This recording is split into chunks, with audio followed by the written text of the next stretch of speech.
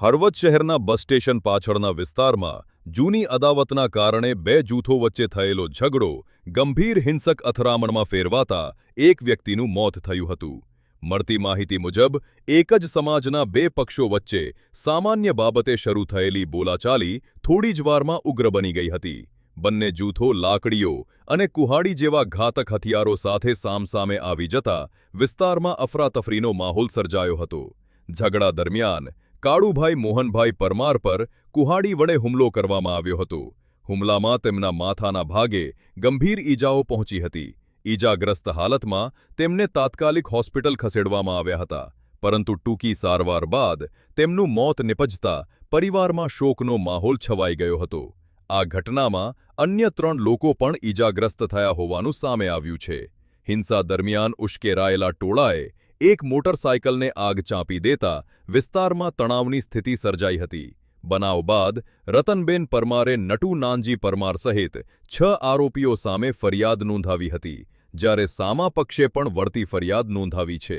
હળવદ પોલીસે તાત્કાલિક કાર્યવાહી હાથ ધરી આશીષ અને રવિ નામના 2 આરોપીઓને ઝડપી પાડ્યા છે અને અન્ય ફરાર આરોપીઓને ઝડપવા તપાસ તેજ કરી છે.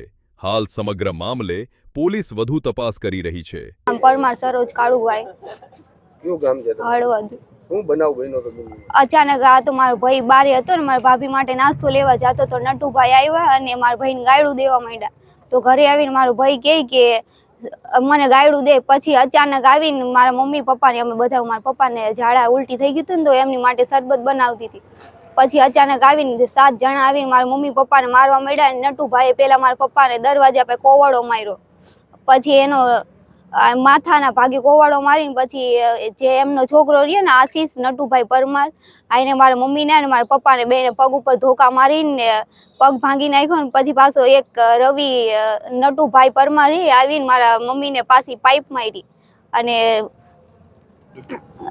દીપક નટુભાઈ પરમાર આવીને ઢીકા પાટું મારવા માંડ્યા અને એમની 2 ઘરના હતા એ મારા મમ્મીને પકડી મારવા માંડ્યા. શું કારણ હતું મારવાનું? કારણ તો એ હતું કે જે મારી ને એક ભાણી એ અહીંયા સ્કૂલમાં ભણતી હતી, તો અમારે ને એ છોકરા એનો હાથ પકડ્યો, એમાં મારો ભાઈ ભારી ગયો તો એની ઘરે કહેવા ગયો એકવાર. તો પછી એમાં આવી રીતે કેસ કર્યો. અમે એમ કીધું કે અમારી છોકરીનું ભણવાનું બગડે ને એની કારણે અમારે નથી આવા કેસ કરવા. તો પછી અમે ભાઈને કીધું હતું, ધમકી મારીને પછી પોલીસ સ્ટેશને એમ કીધું કે કાંઈ વાંધો નહીં, શ્રીમત તમારે પતી જાય ને પછી તમને જોઈ લઈશું. પછી આવી રીતે કર્યો ને શ્રીમત પૈતું ને એના 3-4 દિવસ થયા મારા પપ્પાને મર્ડર કરી નાખ્યું. શું માંગ છે તમારી? મારે માંગીને મારા બાપને જેવી રીતે માર્યો નીને કડક ને કડક સજા જોઈએ. મારે બીજું કાંઈ નથી જોતું.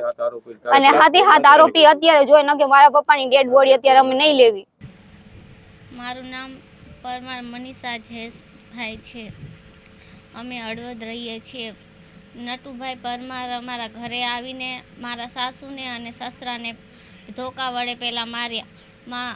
મારા ઘરવાળા અને હું અમે બંને ઉપર હતા. અમને બેને પહેલાં મારવા આવ્યા. મારા સાસુએ બચાવમાં મારા ઘરવાળાને ન મારે એટલે દરવાજો બંધ કરી દીધો. મારા સાસુને અને મારા સસરાને માથામાં પગે પેટે બધે પાઇપું મારી અને પાડી દીધા. મારા ઘરવાળાના એના બચાવ માટે મારા ઘરવાળા આ દરવાજો બંધ કરી દીધો. મારા ઘરવાળાને કંઈ ખબર નથી આમાં.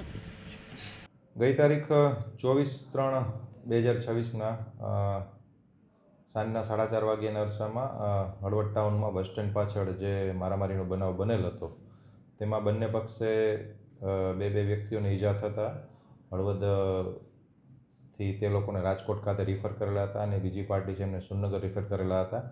બંને પક્ષોની ધોરણસરની તેમના લખાવ્યા મુજબની ફરિયાદ લખી લેવામાં હતી, જેમાં એક બનાવમાં હત્યાની કોશિશનો જે ગુનો હતો તેમાં જે છે એ કાળુભાઈ મોહનભાઈ પરમારનું સારવાર દરમિયાન અવસાન થયેલું હતું અને ખૂનનો ગુનો બનેલો હતો. ત્યારબાદ જે બીજા પક્ષે છે એ મર્ડરના ગુનામાં આશીષ નટુભાઈ પરમાર તથા રવિ નટુભાઈ પરમાર એ બંનેની ધોરણસર અટક કરવામાં આવી હતી અને નામદાર કોર્ટમાં રજૂ કરતા તેઓના રિમાન્ડ મળેલા હતા. અને બાકીના જે બીજા 4 આરોપીઓ છે એની તપાસ તજવીજ હાલ ચાલુ છે.